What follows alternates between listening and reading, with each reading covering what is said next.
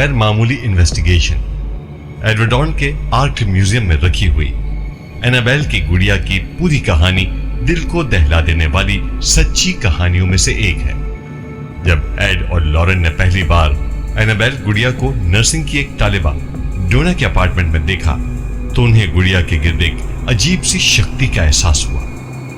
गुड़िया से परेशान डोना, एंगो और लू ने अपने अपने साथ पेश आने वाले तमाम वाकयात के बारे में बताया।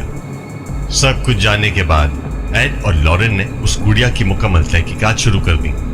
उन्हें पता चला कि गुड़िया के अंदर एक शैतान था जो इंसानी जिस्म पर कब्जा करने के मकसद से 7 साला एनाबेल गैंस की आत्मा का बहाना कर रहा था। एनाबेल की वजह से किसी और को कोई परेशानी न हो, इसलिए वो उस गुड़िया को साथ लेकर घर की तरफ रवाना हो गए। उन्होंने उस गुड़िया को कार की पिछली सीट पर रखा। घर जाते हुए दोनों को अजीब सी बेचैनी महसूस हुई। कभी गाड़ी का स्टीयरिंग और कभी ब्रेक काम करना छोड़ देते। यही नहीं, एक जगह पहुंचकर उनकी गाड़ी का तवाजुन बिगड़ने लगा। दोनों को यकीन था कि यह सब एनाबेल की वजह से हो रहा है।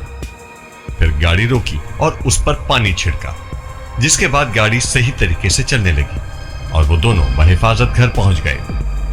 पहले चंद दिनों में उन्होंने देखा कि एनाबेल खुद ब खुद घर के दूसरे कमरों तक पहुंच जाती थी, कभी हॉल में, कभी किचन में और कभी बेटी के कमरे में। एक बार हॉल में बैठी लॉरेन की नजर बेटी के कमरे की तरफ गई। उसने देखा कि वो एक छोटी बच्ची से बात कर रही है और एनाबेल गुड़िया उसके साथ वाली कुर्सी पर लेटी हुई है। लॉरेन को गर्दन मोड़कर उस गुड़िया ने घूर कर देखा। अचानक कमरे का दरवाजा जोर से बंद हुआ। लॉरेन भागकर उस कमरे की तरफ गई, लेकिन दरवाजा अंदर से लॉक था। थोड़ी देर बाद दरवाजा खुल गया। जब वो अंदर पहुंची तो उसने देखा कि उसकी बेटी बेहोश हो चुकी थी और एनाबेल गुड़िया नीचे फर्श पर पड़ी थी। ये देखकर वो बहुत डर गई। जब उसकी बेटी को होश आया तो उसने बताया कि वो नोवेल नामी लड़की से बात कर रही थी। फिर अचानक उसे चक्कर आने लगा और वो बेहोश हो गई। उस रात भी कुछ बहुत अजीब हुआ। एड अपने कमरे में सो रहा था जब उसने एक छोटी लड़की को हंसते हुए सुना। वो आवाज किचन से आ रही थी। जब उसने अपने बेडरूम से निकलकर देखा तो एक बहुत छोटी सी बच्ची फ्रिज के पास बैठी थी और एड को देखते ही पर्दे के पीछे छुप गई। एड को सिर्फ उसका साया नजर आ रहा था और पर्दे के नीचे उसके पांव। एड को ऐसा लग रहा था जैसे साए में लड़की के हाथ में गुड़िया हो। एड हाथ में होली वाटर लिए पर्दे के करीब पहुंचा तो किसी ने उसके कंधे पर हाथ रखा, जिससे वो चीखने लगा। मुड़कर बाहर देखा तो लॉरेन खड़ी थी, जो उसे किचन में देखने आई थी।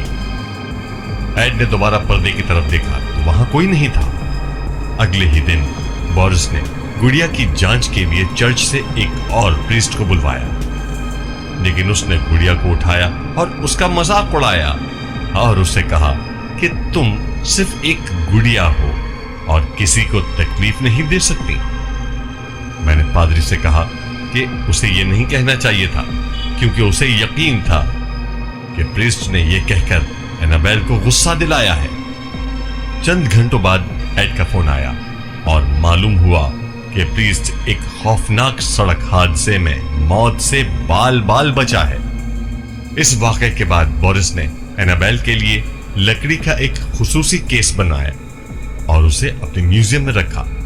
बोरिस ने अपनी जिंदगी में बहुत सी अजीबोगरीब चीजें देखी थीं, लेकिन एनाबेल उन सब में सबसे खौफनाक थी।